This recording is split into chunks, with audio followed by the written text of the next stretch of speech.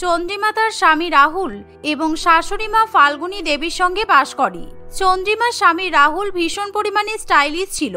সে সবসময় নতুন নতুন স্টাইল করতে পছন্দ করত।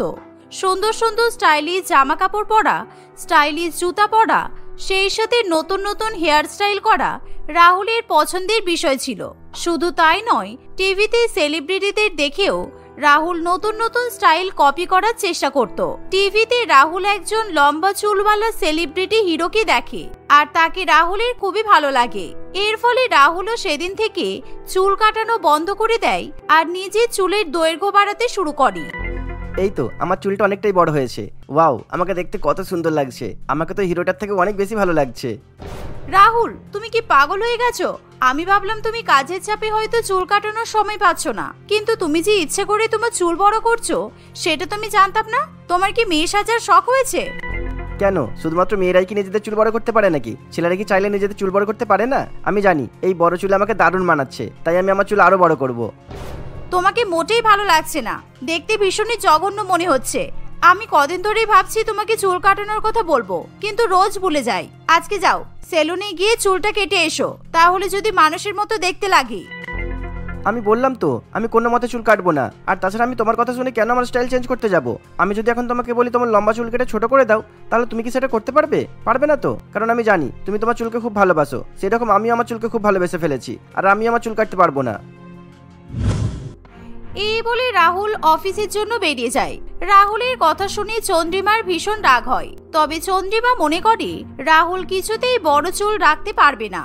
যখন বড় চুলের জন্য রাহুল বিরক্ত বোধ করবে তখন সে নিজে থেকেই চুল কাটিয়ে নেবে, কিন্তু এরকম কিছু হয় না। রাহুল একই রকম ভাবে বড় চুল রেখে দেয়। আর একদিন সকালবেলা অফিসে যাওয়ার আগে রাহুল স্নান করার জন্য বাথরুমে ঢোকে, কিন্তু অনেকক্ষণ হয়ে গেলেও সে কিছুতেই বাথরুম থেকে বাইরে বেরিয়ে আসে না। রাহুল, কি করছো তুমি বাথরুমের মধ্যে এতক্ষণ ধরে? তাড়াতাড়ি বাইরে বেরিয়ে এসো, আমি স্নান করব। তুমি তো জানো আজকে আমি আর মা একটা জায়গায় যাব, আমাদের দেরি হচ্ছে তো। আমি স্নান করব, তারপর মা স্নান করবে। তাড়াতাড়ি বেরিয়ে এসো, ছেলেদের আবার স্নান করতে এতক্ষণ সময় লাগে? আরে বাবা, জানো না আমার মাথায় এখন মেয়েদের মতো বড় চুল আছে। ভালো মতো শ্যাম্পু না করলে হবে নাকি? শ্যাম্পু করা তো হয়ে গেছে, আমি এখন আমার মাথায় কন্ডিশনার দেবো, তবে তো চুলটা একটু সিল্কি শাইনি হবে আর আমাকে দেখতে আরো সুন্দর লাগবে। 10 মিনিট ওয়েট করো, আমি এখনই বেরিয়ে যাব। মা, আমার মনে হচ্ছে আপনার ছেলে মেয়ে হয়ে জন্মাতে জন্মাতে ভুলবশত ছেলে হয়ে পৃথিবীতে চলে এসেছে। দেখুন, এখন মেয়েদের মতো 1 ঘন্টা ধরে চুলে শ্যাম্পু করছে, আবার কন্ডিশনারও দিচ্ছে। প্লিজ আপনি এবার আপনার ছেলেকে কিছু বলুন, আমার আর ভালো লাগছে না। আজকে মনে হয় আমার সব শ্যাম্পু আর কন্ডিশনার শেষ করে তবে বাইরে বেরোবে।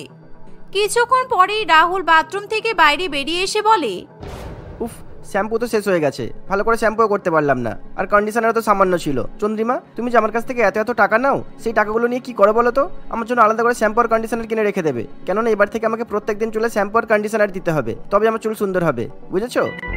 রাহুল, তোর মাথায় কিসের ভূত চেপেছে বলতো? দেখ বাবা, আমার কথা শোন, এরকম বড় চুল রাখিস না। ছেলেদের মাথায় কখনোই বড় চুল মানায় না। তুই এবার চুলগুলো কেটে ফেল। আগেই তোকে দেখতে ভালো লাগতো, এখন তোকে দেখতে কেমন যেন কাজী নজরুল ইসলামের মতো মনে হচ্ছে। ওয়াও, এটা তো গর্বের কথা মা, যে আমাকে কাজী নজরুল ইসলামের মতো দেখাচ্ছে। আর তাছাড়া আমি তো আমার চুল কোমর পর্যন্ত বড় করছি না, সামান্য কাঁধ পর্যন্ত চুল রাখছি বলে তোমাদের এত সমস্যা হচ্ছে। শোনো, আজকের পর থেকে তোমরা দুজন আমাকে চুল কাটার জন্য বলে বিরক্ত করবে না বলে দিলাম, কেননা যতদিন না আমার নিজে থেকে ইচ্ছা হচ্ছে ততদিন আমি আমার চুল কাটবো না। এই বলে রাহুল রেডি হয়ে অফিসের জন্য বেরিয়ে যায়। আর রাহুল যখন বাসে করে অফিসে যায় তখন বাসের সকল যাত্রী রাহুলের দিকে তাকিয়ে তাকিয়ে হাসতে থাকে। আবার যাত্রীদের মধ্যে অনেকেই রাহুলের লম্বা চুল পছন্দ করে এবং রাহুলের প্রশংসা করে। এর ফলে রাহুল মনে মনে খুবই খুশি হয়। এরকম ভাবে আরো কিছুদিন সময় কাটে। একদিন রাহুল এবং চন্দ্রিমা দুজনে মিলে বাজার থেকে কিছু প্রয়োজনীয় জিনিস কিনতে চলে যায়। রাহুল, ওই দোকানটাতে চলো তো, ওই দোকানে ভালো ভালো ফল পাওয়া যাচ্ছে। মা ফল কেনার কথা বলছিল, চলো বাড়িতে কিছু ফল কিনে নিয়ে যাই। আরে ফল পরে কিনবে, আগে আমার সঙ্গে কোনো ভালো স্টেশনারি দোকানে চলো। আমি ভাবছি আমার চুলের জন্য একটা হেয়ার ব্যান্ড আর একটা গার্ডার কিনবো। ছেলেরা চুলে হেয়ার ব্যান্ড পরলে দারুণ মানায়, আর চুলটা যেহেতু আমার একটু বড় হয়েছে, গার্ডার দিয়ে বেঁধে রাখলে একবারে শাহরুখ খানের মতো দেখাবে। একদমই নয়, আমি তোমাকে হেয়ার ব্যান্ডও পরতে দেবো না আর চুলে গার্ডারও পরতে দেবো না। এমনিতেই দেখতে তোমাকে ভীষণ জঘন্য লাগে, তার উপর তুমি আবার মেয়েদের মতো চুলে স্টাইল করবে। তোমার সঙ্গে বাজারে আসাটাই আমার ভুল হয়ে গেছে, পুরো মুডটাই খারাপ হয়ে গেছে। চলো বাড়ি। এমন সময় হঠাৎ করে চন্দ্রিমার সাথে বাজারে তার এক দূর সম্পর্কের মাসির দেখা হয়। চন্দ্রিমাকে দেখে কবিতা দেবী খুবই খুশি হয়ে চন্দ্রিমার দিকে এগিয়ে এসে বলে, কিরে চন্দ্রিমা, কেমন আছিস? আর তোর বর কোথায়? সকাল সকাল বান্ধবীর সঙ্গে কেনাকাটা করতে বেরিয়েছিস বুঝি? জামাই বাবা ভালো আছে তো? একদিন জামাই বাবাকে সঙ্গে করে নিয়ে আমাদের বাড়ি থেকে ঘুরে যাস কেমন? আরে না না পিসি, এটা আমার বান্ধবী নয়, এটা তো রাহুল। রাহুল, পিসির সঙ্গে কথা বলো। কি, এটা তোর বর? আরে জামাই বাবা, তুমি কিছু মনে করো না, আসলে আমি ভেবেছি তুমি হয়তো চন্দ্রিমার কোনো বান্ধবী। কারণ এরকম বড় চুল তো মেয়েদের মাথায় থাকে, আর মেয়েরা তো এখন জিন্স প্যান্ট পরেও ঘুরে বেড়ায়, তাই আমার বুঝতে একটু ভুল হয়েছে। চন্দ্রিমা, তুই কিন্তু রাগ করিস না মা, কেমন? কবিতা দেবীর মুখে এরকম কথা শুনে চন্দ্রিমার খুবই রাগ হয়, তবুও চন্দ্রিমা কিছু বলতে পারে না। কিন্তু তার মাসিমা সেখান থেকে চলে গেলে চন্দ্রিমা রাহুলের উপর রাগ করে সোজা বাড়ি চলে আসে। এভাবে আরো কয়েকদিন সময় কাটে। একদিন চন্দ্রিমা তার বর এবং শাশুড়ি মাকে নিয়ে তার এক বান্ধবীর বিয়ের নিমন্ত্রণ খেতে চলে যায়। কিন্তু বিয়ে বাড়িতে সকলেই রাহুলের লম্বা চুল দেখে হাসাহাসি করে, এমনকি চন্দ্রিমার বান্ধবীরাও চন্দ্রিমার সঙ্গে মজা করতে শুরু করে। কিরে, বিয়ের পরে তো আমাদের পুরানো বান্ধবীদের কথা ভুলেই গেছিস, এখন তো দিনরাত শুধু ননদের সঙ্গেই ঘুরে বেড়াচ্ছিস। এখন বুঝি ননদ তোর প্রিয় বান্ধবী হয়েছে? শুনেছি নাকি সব জায়গায় ননদের সঙ্গে ঘুরে বেড়াচ্ছিস, এমনকি বিয়ে বাড়িতেও ননদকে নিয়ে এসেছিস। আমাদেরকে তো পাত্তাই দিচ্ছিস না। ননদ? আমার আবার ননদ কোথায় পেলি তোরা? আমার তো কোনো ননদ নেই, আমার শাশুড়ি মায়ের তো একমাত্র ছেলে, আর সেটা হলো রাহুল। আমি তো বিয়ে বাড়িতে আমার বর আর শাশুড়ি মায়ের সঙ্গে এসেছি। ও মাই গড, ওটা তোর বর? এ বাবা, তুই বললি বলে আমি ভালো করে তাকিয়ে দেখলাম। আমাদের তো জামাইবাবুকে দূর থেকে দেখে কোনো মেয়ে বলে মনে করেছি, ভাবলাম হয়তো তোর ননদ হবে। তোর বর এরকম মেয়েদের মতো চুল বড় করেছে কেন রে? বিয়ের সময় তো তোর বরকে দেখতে হ্যান্ডসাম বলে মনে হচ্ছিল, কিন্তু এখন তোর বর একেবারে মেয়ে হয়ে গেছে।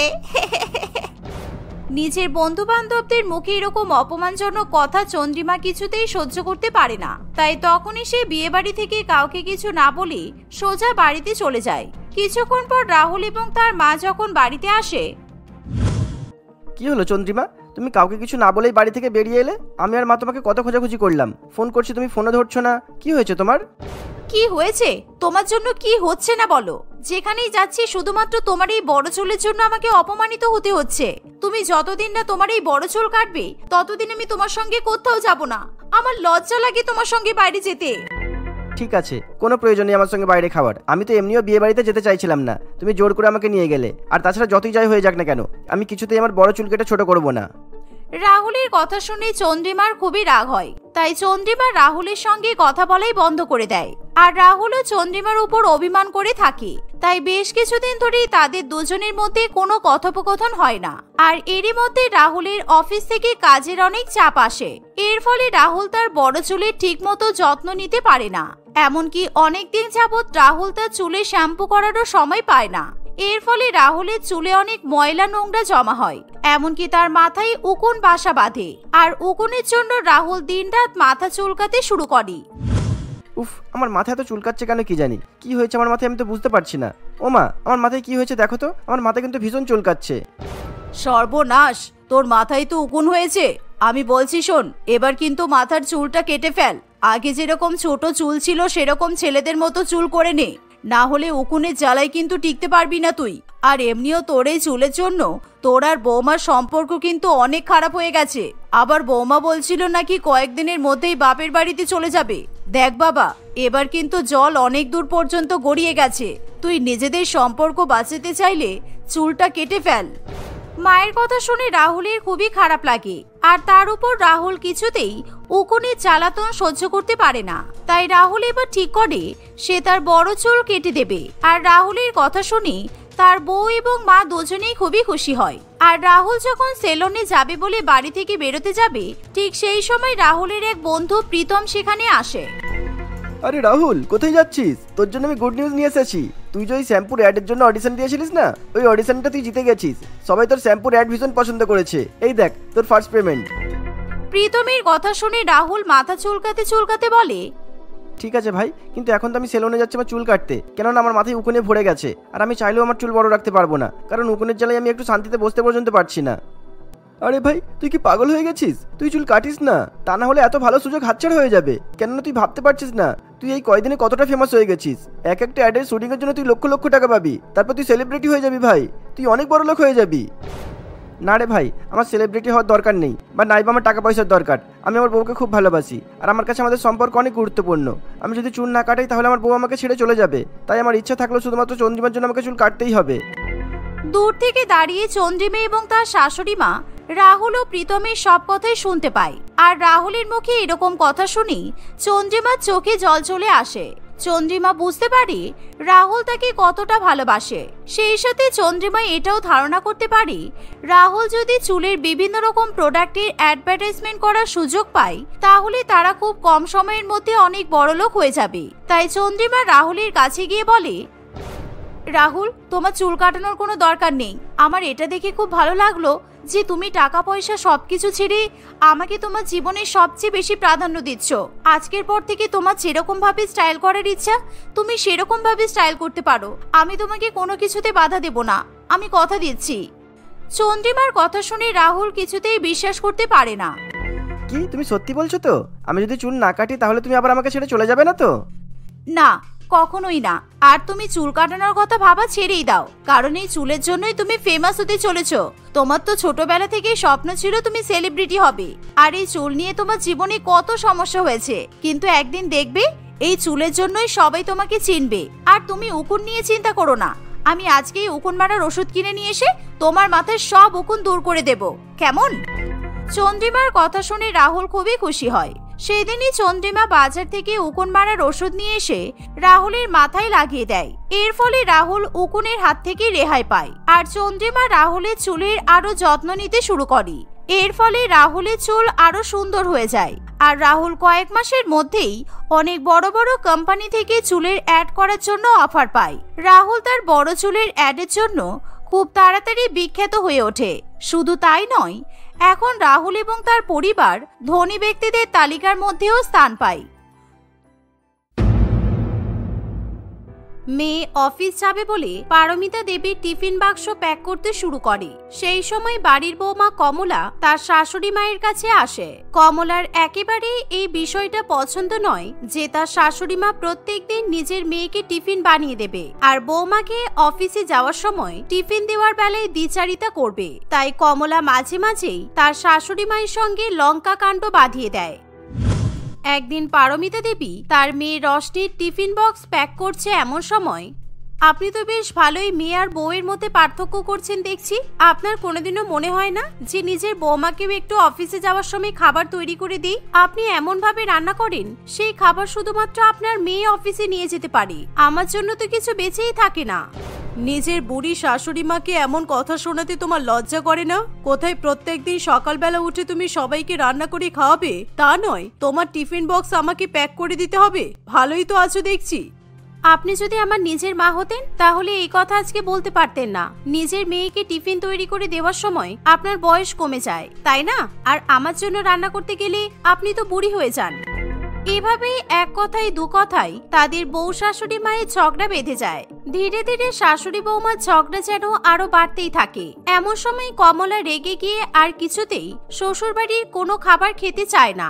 রাগের জ্বালায় সে তার মাকে ফোন করে বলে, মা, কালকে থেকে আমি আমার শ্বশুর বাড়িতে অন্যের একটা দানা পর্যন্ত মুখে তুলবো না। তুমি আমাকে সকাল বিকাল দুপুর 3 বেলা করে খাবার রান্না করে দেবে, আর সেই রান্না বাবাকে দিয়ে আমার অফিসে পাঠিয়ে দেবে। কি হলো, তোমার মনে থাকবে তো আমার বদমাইশ বুড়ি শাশুড়ি মা নিজেকে কি ভাবে? ও যেমন প্রত্যেক দিন ওর মেয়েকে রান্না করে দিতে পারে, আমার মাও আমাকে রান্না করে খাওয়াতে পারবে।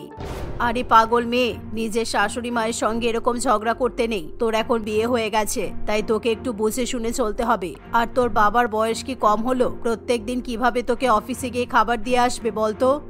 ও, এখন তোমরাও আমাকে পর করে দিচ্ছ, তাই তো? ঠিক আছে, আমাকে রান্না করে দিতে হবে না, আমি দোকান থেকে খাবার কিনে খাবো। তারপর প্রত্যেকদিন বাইরের খাবার খেয়ে যখন আমার শরীর খারাপ হবে তখন তোমরা বুঝবে। আচ্ছা ঠিক আছে, আর রাগ দেখাতে হবে না। কালকে সকালবেলা আমি তোর জন্য খাবার রান্না করে তোর অফিসে পৌঁছে দেব। আজকে কোনো মতে দোকান থেকে কিছু কিনে খেয়ে নে, কালকে থেকে মায়ের বাড়ির খাবারই খাবি। মায়ের বাড়ির খাবার খাওয়ার কথা শুনে কমলা খুবই খুশি হয়। তবে তার অফিসে যেতে দেরি হচ্ছে বলে সে তার মায়ের সঙ্গে আর কোনো কথা বাড়ায় না। আর অফিসে যাওয়ার সময় সে তার শাশুড়ি মায়ের মুখের দিকে তাকাতেও চায় না। আর এই বিষয়টাই পারমিতা দেবীর ভীষণ পরিমাণে সম্মানে বাধে। দেখলি জয়ন্ত, তোর বউ কেমন গট করে সামনে দিয়ে অফিসে চলে গেল। আমাকে একবার বলে যাওয়ার প্রয়োজন মনে করলো না। আমাকে ছাড়, তোর বউ তো তোকেও বলে গেল না। আমার দোষ একটাই, আমি সকালবেলা অফিসে যাওয়ার সময় ওকে টিফিন রান্না করে দেইনি, শুধু নিজের মেয়েকেই টিফিন করে দিয়েছি। আচ্ছা, তোর বউ তো একটু আমাকে আর তোর বোনকে রান্না করে খাওয়াতে পারে।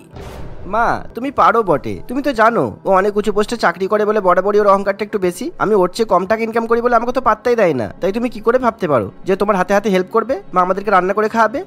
তুই আর তোর বউয়ের হয়ে সাফাই দিস না। রাগ দেখিয়ে মহারানী অফিসে চলে গেল, কি জানি কি খাবে। শুনছিলাম নিজের মাকে ফোন করে রান্না করে দেওয়ার কথা বলছিল। ভালোই হয়েছে, কতদিন মায়ের বাড়ির খাবার খেতে পারে আমিও দেখব। অন্যদিকে কমলার বন্ধু রোহিত কমলার জন্য অফিসের বাইরে চায়ের দোকানে অপেক্ষা করে। কমলাকে দেখা মাত্রই সে তাকে ডাক দেয়। এই দেখে কমলাও চা খেতে চলে যায়। এমন সময় সেই দোকানে গরম গরম কচুরি ভাজা হতে দেখে দুজনেরই খুবই লোভ হয়। এই রোহিত, আমার জন্য 5টা কচুরি বলতো। দুপুরে কচুরি খেয়ে নিলে আমার লাঞ্চ হয়ে যাবে। আর রাত্রিবেলা ভাবছি পাশের দোকান থেকে বিরিয়ানি নিয়ে চলে যাব। কালকে থেকে মা খাবার পাঠালে আমার আর কোনো চিন্তা থাকবে না। ও মাই গড কমলা, আজকেও শাশুড়ির সাথে ঝগড়া করে এসেছিস বল? শাশুড়ির সাথে ঝগড়া করে শুধু খাবারের জন্য বুড়ো মাকে আর বাবাকে কষ্ট দিবি?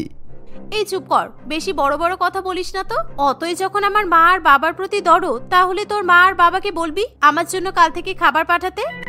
কমলার এমন কথা শুনে রোহিত চুপ করে যায়। তারা দুজনে গরম গরম চা খেয়ে হাতে কচুরির প্যাকেট ঝুলিয়ে অফিসের ভেতর ঢুকে পড়ে। অফিসে সারাদিন কাজ করে কমলা ভীষণ টায়ার্ড হয়ে পড়ে। বাড়িতে ফেরার সময় সে অফিসের পাশের বিরিয়ানির দোকান থেকে নিজের জন্য 1 প্লেট বিরিয়ানি কিনে নেয়। রাত্রিবেলা বাড়িতে ফেরার পরও কমলার রাগ একটুও কমে না। পারমিতা দেবী তার সঙ্গে কথা বলতে আসলেও সে কিছুতেই তার শাশুড়ি মাকে পাত্তা দেয় না। কমলা নিজের মতো বিরিয়ানি খেয়ে ঘুমিয়ে পড়ে। পরের দিন, কি হলো মা, আমার লাঞ্চের টাইম হয়ে গেল তো, কিন্তু বাবা এখনো খাবার নিয়ে আসলো না কেন বলো তো? এরপর আমার তো একটা মিটিং আছে, এখন যদি না খাই পরে তো আমার খাওয়ার সময়ই হবে না। আরে তোর বাবা তো অনেকক্ষণ আগে বেরিয়েছে, আর কিছুক্ষণের মধ্যেই পৌঁছে যাবে। রাগ করিস না মা। আর শোন, আমি বেশি করে পোলাও আর মটন কষা পাঠিয়ে দিয়েছি। দুপুরবেলা আর রাত্রিবেলা ভালো করে খেয়ে নিবি। আর যদি পারিস নিজের শাশুড়ি ননদ আর বরকেও দিস, কেমন? মায়ের কথা শুনে কমলার রাগ হয়, তবে সে বেশি কথা বাড়াতে চায় না। সে ফট করে তার মায়ের মুখের উপর ফোন কেটে দেয়। কিছুক্ষণের মধ্যেই কমলার বাবা চন্দনবাবু কমলার অফিসে খাবার নিয়ে হাজির হয়। চন্দনবাবুর 2-4 মিনিট আসতে দেরি হওয়ায় কমলা তাকে একজোড়ি কথা শুনিয়ে দেয়। নিজের মেয়ের মুখে ঝাঁঝালো কথা শুনে চন্দনবাবুরও খারাপ লাগে। মেয়ে মানুষের এত মুখ ভালো নয়। যাক গে, খাবার নষ্ট করিস না, আর খেয়ে বেশি করে জল খাবি, তাহলে হজম হয়ে যাবে। পোলাও এবং মটন কষার সুবাসে কমলার মন ভরে যায়। সে টিফিন বাক্স খুলে সঙ্গে সঙ্গে মায়ের হাতের খাবার উপভোগ করতে শুরু করে দেয়। বিশেষ করে মটন কষা তার ভীষণই পছন্দের খাবার ছিল, তাই সে কিছুটা মটন কষা এবং পোলাও বাঁচিয়ে রাখে রাত্রিবেলা বাড়িতে গিয়ে খাবে বলে। অন্যদিকে চন্দনবাবু বাড়িতে ফিরে গেলে রত্নাদেবী বলে, কি হলো, মেয়েকে খাবার দিয়েছো? একটু বসে থাকতে পারতে, মেয়েটাকে খাইয়ে তারপর না হয়ে আসতে পারতে। মেয়েটা কতদিন হয়ে গেল বাড়ির খাবার খায় না বলো তো? তোমার মেয়ের আগের মতো নেই গো। বড় চাকরি পাওয়ার পর আর বিয়ে হওয়ার পর ও একেবারে বদলে গেছে, খুব মুখ করে এখন। দেখতে দেখতে দুপুর গড়িয়ে সন্ধ্যা নেমে আসে। রত্নাদেবী মেয়ের ফোনের অপেক্ষা করতে থাকে। কমলা ফোন করে মায়ের হাতে রান্নার প্রশংসা করবে এই ভেবেই রত্নাদেবী মনে মনে খুশি হয়, কিন্তু তার ভাবনা বাস্তবে পূরণ হয় না। কমলা তার মাকে ফোন করার কোনো প্রয়োজন বোধ করে না। সেই সন্ধ্যাবেলা মায়ের বাড়ির খাবার নিয়ে শ্বশুর বাড়িতে ফিরে যায়। টিফিন বাক্স থেকে তো ভালোই গন্ধ বেরোচ্ছে। পোলাও আর মটন কষার গন্ধ এত সহজে তো আটকানো যায় না। তোমার মা তোমাকে ভালোই রান্না করে দিচ্ছে বৌমা, কিন্তু বেয়াই মশাই আমার জন্য একটুও পাঠালো না। না, আপনার জন্য কিছু পাঠাইনি। আমি আগে থেকেই মাকে বলে দিয়েছিলাম যেন শুধুমাত্র আমার জন্যই খাবার পাঠায়। আর আপনি আর আপনার মেয়ে তো ভালোই নিজেদের মতো রান্না করে নিজেদের রান্না নিজেরাই করে নিতে পারেন। তাই আমার মা আপনাদের জন্য খাবার না পাঠালেও চলবে। তুমি আমাকে ভুল ভাবছো বৌমা। সেদিন আমি আমার মেয়ের জন্য রান্না করিনি। রোশনির শরীরটা খারাপ লাগছিল, তাই আগের দিনে রান্না করা খাবার বের করে আমি ওকে গরম করে টিফিনে প্যাক করে দিচ্ছিলাম। দেখুন, আমাকে এসব কথা বলে কোনো লাভ নেই। আপনি আপনার মেয়েকে কি করে দিচ্ছিলেন কি করে দিচ্ছিলেন না সেটা জানার আমার কোনো ইচ্ছা নেই। শুধু আমার মায়ের বাড়ির খাবারে আপনি লোভ দেবেন না, তাহলেই হবে। এই বলে কমলা সবার সামনে পোলাও এবং মটন কষা খেতে শুরু করে। শাশুড়িমা এবং ননদকে সেই খাবার দেওয়ার প্রয়োজনও মনে করে না। ফলে তার শাশুড়িমা এবং ননদ মনে মনে কষ্ট পায়। তবে তারা আর কোনো কথা না বাড়িয়েই যে যার মতো নিজের রুমে চলে যায়। এভাবেই দেখতে দেখতে কিছুদিন কাটে। প্রত্যেকদিন এইভাবেই কমলা নিজের মায়ের বাড়ির খাবার খেতে থাকে। সামান্য কিছু খাবার বেঁচে গেলেও সেই খাবার সে ডাস্টবিনে ফেলে দেয়, কিন্তু তবুও সে নিজের শ্বশুর বাড়ির লোকেদেরকে দেয় না। একদিন কমলা তার মাকে ফোন করে বলে, মা, প্রত্যেকদিন এভাবে তোমাদের খাবারের জন্য ফোন করতে একেবারে ভালো লাগে না। আমি এদিকে খিদের জ্বালায় মরে যাই, আর দেখো বাবা প্রত্যেক দিন দেরি করে খাবার নিয়ে আসে। অসহ্য একেবারে। কিছুক্ষণের মধ্যে চন্দনবাবু সেখানে এসে কমলার হাতে খাবারের টিফিন বাক্স ধরিয়ে দেয়। আজকের মেনুতে ছিল মাছের মাথা দিয়ে ডাল, ভাত, আলু ভাজা এবং তাল শাঁস। এরকম নিত্য নতুন মেনু কমলার বেশ ভালোই লাগে। কমলা দেরি না করে খাবার খাওয়া শুরু করে দেয়। আর এমন সময় রোহিত তার কেবিনে আসে। ভাই, তুই তোর মা বাবাকে এইভাবে হোম ডেলিভারি সার্ভিস বানিয়ে দিয়েছিস? কাউকে কেমন দৌড়ে দৌড়ে তোর জন্য খাবার নিয়ে আসে? আমি একটা ছেলে হয়েও বাবা মায়ের ওপর এমন রোব ঝাড়তে পারি না, আর তুই কিনা একটা মেয়ে। এসবের জন্য দম থাকা জরুরি। মিনমিন গলায় কথা বললে হয় না, গলায় দম রাখতে হয়, বুঝেছিস? এই শুনে রোহিত সেখান থেকে চলে যায়। কমলার খাওয়া হয়ে গেলে সে আবার বেঁচে যাওয়া খাবার নিয়ে শ্বশুর বাড়িতে ফিরে যায়। সে বাড়িতে পৌঁছে সেই খাবার ফ্রিজে রেখে দেয়, কারণ সেদিন কমলার শরীর একটু খারাপ করায় রাত্রিবেলা তার খাওয়ার ইচ্ছা করে না। তাই সে নিজের রুমে গিয়ে ঘুমিয়ে পড়ে। অন্যদিকে সেদিন রশনির অফিস থেকে বাড়িতে ফিরতে একটু দেরি হয়, তাই বাড়িতে এসে তার প্রচন্ড খিদে পেয়ে যায়। আর সে ফ্রিজ খুলে খাবারের সন্ধান করে। বাহ, মা আজকে অনেক কিছু রান্না করেছি দেখছি। গরম করে এই খাবারগুলো খেয়ে নি, আর পারছি না, খিদেতে পেটে ছুঁচোয় ডন দিচ্ছে। এই বলে রোশনি মাইক্রো ওভেনে খাবার গরম করে। এমন সময় কমলা জল খাবে বলে রান্নাঘরে আসে। সে দেখে যে তার ননদ মনের আনন্দে খাবার খাচ্ছে, আর সেই খাবার আর কারণ নয়, বরং কমলার মায়ের বাড়ির খাবার ছিল। এই দেখে রোশনির উপর কমলা প্রচন্ড রেগে যায়। কমলা তার ননদকে উল্টোপাল্টা কথা শোনানো শুরু করে দেয়। রোশনি, আমার মায়ের বাড়ির খাবার তোমাদেরকে খেতে দিইনি বলে তুমি চুরি করে খাবার খাবে? আমার মায়ের রান্না খাওয়ার আগে তুমি একবার আমাকে জিজ্ঞাসা করবে না? খাবারের প্রতি এরকম হাত টান থাকলে তো সমস্যা। বৌদি, এটা যে তোমার মায়ের বাড়ির খাবার আমি সত্যিই বুঝতে পারিনি। আসলে আজকে আমার খুব খিদে পেয়েছিল, তাই আমি যা পেয়েছি তাই খেয়ে নিয়েছি। কিছু মনে করো না বৌদি। আর তাছাড়া কি বলতো বৌদি, খাবারের ক্ষেত্রে এরকম মায়ের বাড়ির খাবার শ্বশুর বাড়ির খাবার ভাগ করতে নেই। এই, তোমার কাছে আমি এত জ্ঞান শুনতে চাই না। একেই চুরি করে আমার খাবার খাচ্ছ, তার উপরে আবার বেশি কথা। এই কথা শুনে রোশনির খুবই খারাপ লাগে। তার মুখে খাবারের আর একটা দানাও ওঠে না। এভাবেই দেখতে দেখতে কিছুদিন কাটে। একদিন কমলার বাবা কাজে ব্যস্ত থাকায় রত্নাদেবী কমলার খাবার নিয়ে বাড়ি থেকে বেরিয়ে পড়ে। এমন সময় কমলা তার মাকে ফোন করে বলে, বাবা মা দুজনেই একই রকম। একদিনও তোমরা আমার দুপুরের লাঞ্চ তাড়াতাড়ি নিয়ে আসতে পারো না। বাবার না হয় পায়ে ব্যথা, কিন্তু তোমার পায়ে তো কোনো সমস্যা নেই। তাহলে তোমার আজকে এত দেরি হচ্ছে কেন শুনি? আরে, আজকে আমি একটাও অটো পাচ্ছি না। দেখ না, তুই একটু অপেক্ষা কর মা, আমি এক্ষুনি খাবার নিয়ে আসছি। একবার রাস্তা পার হয়ে অটোটা ধরার চেষ্টা করি, দাঁড়া। তুমি যে করেই হোক তাড়াতাড়ি এসো। আমার লাঞ্চের তো একটা সময় আছে নাকি? এরপর দুপুর গড়িয়ে বিকেল হয়ে আসবে, আর আমি খাবো কখন বলো? রত্নাদেবী তার মেয়ের মুখে এমন কথা শুনে ভয় পেয়ে যায়, আর সে কানে ফোন দিয়ে রাস্তা পারাপার হওয়ার চেষ্টা করে। কিন্তু উল্টো দিক থেকে যে গাড়ি আসছে সেটা রত্নাদেবীর চোখে পড়ে না। ফলে গাড়ি দ্রুত বেগে তার দিকে ধেয়ে আসে। রাস্তার লোকজনরা এমন দৃশ্য দেখে চিৎকার করে ওঠে, আরে ও ম্যাডাম, দেখে রাস্তা পার হন। আরে ম্যাডাম, কানে ফোন দিয়ে রাস্তা পার হবেন না। রত্নাদেবী এত চিৎকার শুনে আরো ঘাবড়ে যায়, কিন্তু সে কিছু বুঝে ওঠার আগেই গাড়ি এসে তাকে ধাক্কা মারে। রত্নাদেবী আহত হয়ে মাটিতে লুটিয়ে পড়ে। তার হাত থেকে সমস্ত খাবার রাস্তায় ছড়িয়ে ছিটিয়ে পড়ে যায়। ফোনের মধ্যে মায়ের এরকম চিৎকার শুনে কমলা ভয় পেয়ে যায়। মা, মা, তোমার কি হয়েছে? কথা বলছো না কেন? হ্যালো মা।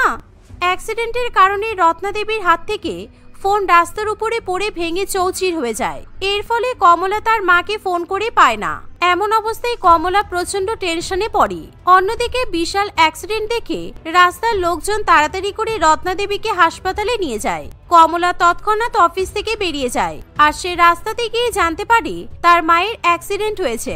এমন পরিস্থিতিতে কমলা আর কিছুতেই নিজেকে ঠিক রাখতে পারে না। সে এক মুহূর্ত নষ্ট না করে হসপিটালে গিয়ে পৌঁছায়। বাবা, আজকে মায়ের এমন অবস্থা শুধুমাত্র আমার জন্য হয়েছে। আমি অহেতুক শুধুমাত্র সামান্য খাবারের জন্য জেদ করে তোমাদেরকে অনেক জ্বালিয়েছি। আজকে মায়ের যদি কিছু হয়ে যায় আমি তাহলে নিজেকে কখনো ক্ষমা করতে পারবো না। এখন এইসব আমি শুনতে চাই না। তোর আজকে দেরি হচ্ছে না? অফিসে কাজ নেই? মায়ের দুর্ঘটনার কথা শুনে সব ছেড়ে দৌড়ে আসলি কেন? যা, তুই চলে যা এখান থেকে। কমলা এসব কথা শুনে খুবই কষ্ট পায়। কিছুক্ষণের মধ্যে তার শ্বশুরবাড়ির লোকেরা হসপিটালে এসে উপস্থিত হয়। তারাও কমলাকে দোষারোপ করতে ছাড়ে না। কমলা এভাবেই কথার বাণে বিধ্বস্ত হতে থাকে। গুরুজনদের সাথে খারাপ ব্যবহার করলে এরকম দিন দেখতেই হবে বৌমা। তুমি আমার সাথে নিজের বাবা মায়ের সঙ্গে অনেক খারাপ ব্যবহার করেছো। শুধুমাত্র জেদ করে মায়ের বাড়ির খাবার খাবে বলে তুমি তোমার মায়ের এমন ক্ষতি করলে। ছি, আমার খুব ভুল হয়ে গেছে, আপনারা আমাকে ক্ষমা করে দিন। ডাক্তারবাবু অনেক চিকিৎসা করে কোনো মতে রত্নাদেবীকে সুস্থ করে তোলে। রত্নাদেবী সুস্থ হয়ে উঠলে সবাই খুবই খুশি হয়। সব থেকে বেশি খুশি হয় কমলা। কমলার এক মুহূর্ত দেরি করে না। সে তার মায়ের সঙ্গে দেখা করবে বলে ছটফট করতে শুরু করে। রত্নাদেবী সুস্থ হওয়ার পর সবার আগে নিজের মেয়ের নামটাই উচ্চারণ করে। আমি আর কখনো তোমাদের সঙ্গে খারাপ ব্যবহার করব না। এবার থেকে আমি নিজেই রান্না করব।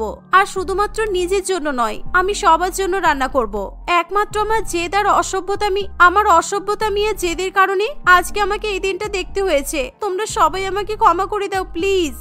রত্নাদেবী তার মেয়েকে ক্ষমা করে দেয়। কমলার এমন শোচনীয় অবস্থা দেখে সবারই ভীষণ খারাপ লাগে। তাই কমলার উপর তারা রাগ করে থাকতে পারে না। কিছুদিনের মধ্যেই কমলা তার মাকে সেবা যত্ন করে পুরোপুরি সুস্থ করে তোলে। সেই ঘটনার পর থেকে কমলার কখনো মায়ের বাড়ির খাবার খাবে বলে আবদার করে না। কমলা এবার নিজে থেকেই সকলের জন্য রান্না করে সকলকে খাবার খাওয়ায়।